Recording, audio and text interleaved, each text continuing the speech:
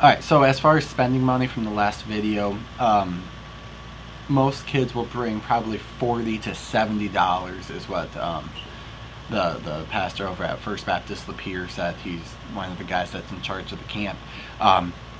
You don't have to bring any money if you don't want to. You can do whatever. You're still going to get food and meals included in the $220 that you paid for camp. So, but just as a general idea, $40 to $70.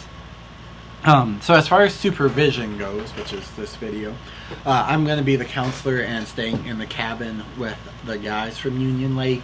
So that would be Ellis, Josiah, Jeremy, Marcel, Jaden, and Zachary. And then the girls, being Hannah and Andrea, are staying with Lydia Hayes. She's one of the counselors from First Baptist Lapeer, and they'll be with the high schoolers from that church, high school girls. And I'll have her contact info. We'll be in touch, and she's been there before. I've heard nothing but good stuff about her. So whenever we're in the cabin, you know, me and then Lydia from FBC Lapeer will be the supervision, and then there's also kind of camp staff that's wandering around doing activities and stuff.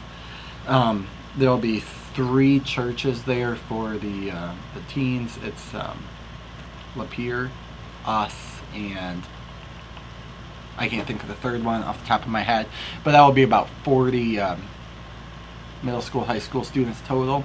And then they also have a kids camp going on at the same time.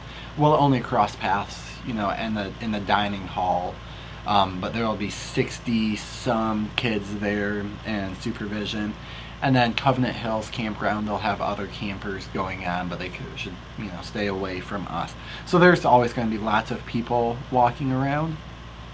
And there'll be some times when, you know, I don't have direct supervision over our group. So in the afternoon, there'll be a few hours of free time where you can go off. And, you know, groups of 3 or 4, you know, we want to make sure we're staying together in a decent-sized clump. But I'll be doing, you know, one-on-one conversations with students during those times. But I'll need to know, hey, we're going fishing, and you know, we'll be back by this time. Here's the 3 people that are going, or we're playing volleyball, or we're gonna go back to the cabin and take a nap, whatever it is.